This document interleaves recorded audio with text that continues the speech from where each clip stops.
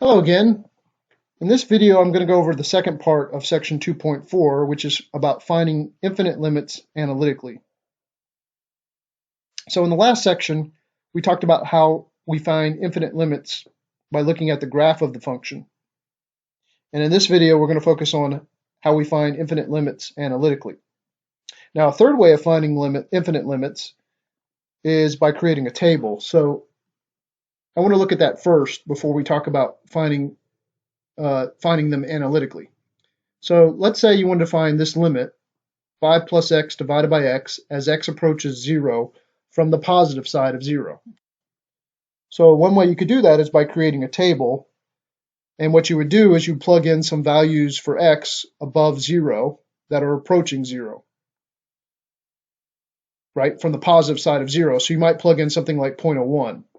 And when you plug that into this function, you end up getting 501 out. And then you would get closer to 0 by plugging in something like 0.001, and you would get this 5,001 out. And then maybe 0.001, and when you plug that in, you get 50,001 out. So I think you can see from this table that as x is approaching 0 from the positive side of 0, the y value of the function appears to be getting closer and closer to infinity, which is an infinite limit. So you can certainly find infinite limits by looking at or by creating a table. So we have some options. You can create a table. You can look at the graph of this function. That's another way to find this limit. You could actually just graph this function and look at what's happening to the y value as x is getting closer to 0 from the positive side. And we kind of looked at those last time. But then there's a third way. You can also find these infinite limits analytically, and that's what I want to focus in on in this chapter or in this section. So let's look at example 3 and try to find part A and B, find those limits analytically, okay? So here's how we're going to do it. Very much like direct substitution, what we're going to do is we're actually going to directly substitute 3 into this function to try to determine what's going on with this limit. Now, notice when I plug 3 into the top, I get negative 13. And when I plug 3 into the bottom, I get 0. So I'm getting this form of 13 divided by 0. Now, anytime you get a non-zero number divided by 0 as your form after using substitution, that indicates that it's either going to infinity or negative infinity. And we'll talk about how to determine the sign in a moment. Okay, so if I get 7 divided by 0 after using substitution, then that tells me that it's either infinity or minus infinity. Now, if I get 0 divided by 0 as my form after using substitution, then remember that's called an indeterminate form. And in that case, what we did is we had to change it to a determinable form by simplifying it somehow. And then we tried direct substitution again to evaluate the limit. Okay, we did that in the earlier part of chapter 2. So I think it's important that you know the distinction. All right, if you get 0 over 0 after using substitution, then that's indeterminate. And you have to simplify it and try direct substitution again. But if you get something like 7 divided by 0, like a non-zero number, like 7, divided by 0, then that means it's plus or minus infinity. So you have to be careful about interpreting this correctly when you use direct substitution.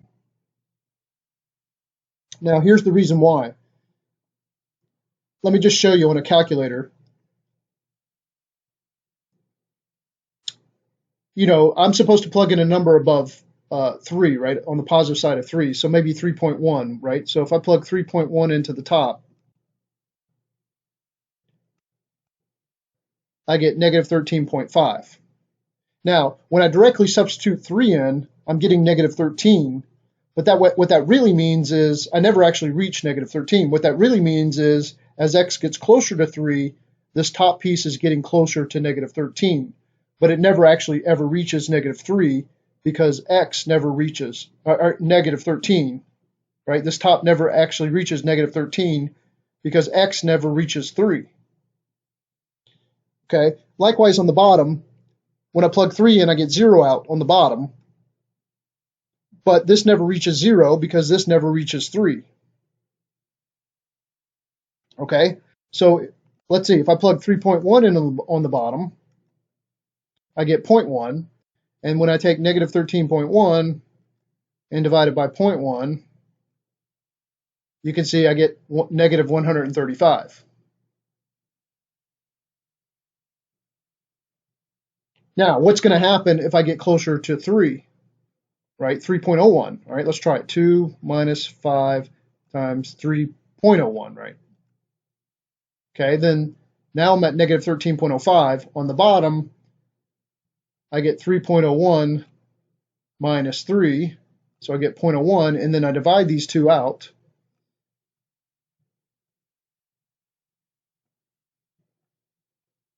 And I get negative 1,305. So you can see that this is heading towards negative infinity. And so the point is if this bottom piece is heading towards 0, and the top piece is heading towards a finite number other than 0, then we know it's going to go to either infinity or negative infinity. Okay? So here's how you would do this analytically, right? Starting from the top. You would plug 3 in to the top piece and you would get negative 13, and then you would plug 3 into the bottom piece and you would get 0. And the minute you get negative 13 over 0, you know it's either going to plus or minus infinity. And the only thing left to do is to decide which one it is. Is it plus or is it minus? Okay? And now, all right, so to find out whether it's plus or minus, all you have to do is look at the sign of the top and the bottom. Okay, so when I plug 3 into the top, I get a negative 13. So I know the top number is a negative number. It's getting closer to negative 13, right? And then the bottom number, I need to plug in a number that's on the positive side of 3, so 3.1. 3.1 minus 3 is 0.1. That's a positive number. So I have a negative number divided by a positive number. So this is always a negative number. And so that shows that it actually is approaching negative infinity as opposed to positive infinity. Okay, so that's how we do this analytically. You wouldn't need a calculator to do this. Okay, so let's try part B. All right, now let's evaluate the same limit, but as x approaches 3 from the negative side. Okay, well, doing this analytically, I'd plug 3 in directly, right, direct substitution in, and I would get 2 minus 15, which is negative 13, and on the bottom I would get 0. All right, so negative 13 over 0, that tells me it's either going to infinity or minus infinity. Okay, and now I just got to figure out which one. Well, obviously the top is negative, right, because you're getting negative 13, but then on the bottom you need to pick a point that's on the negative side of 3, like 2.9. And when you plug 2.9 into the bottom, you get negative 0.1. So you have a negative divided by a negative now, and that's a positive. And so that indicates that this is heading towards positive infinity. Okay, I mean, if you wanted to double check this, you could just plug 2.9 in as an example. So this is like negative 12.5, and on the bottom, you get negative 0.1, right, which I've already done, and then you would divide these two.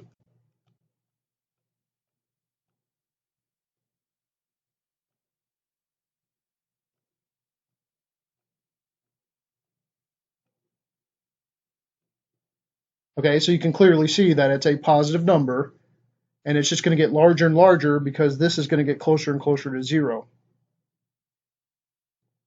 Okay, so that's how we find limits analytically. We essentially use direct substitution to determine the limit, but when you use direct substitution, you need to interpret your results correctly.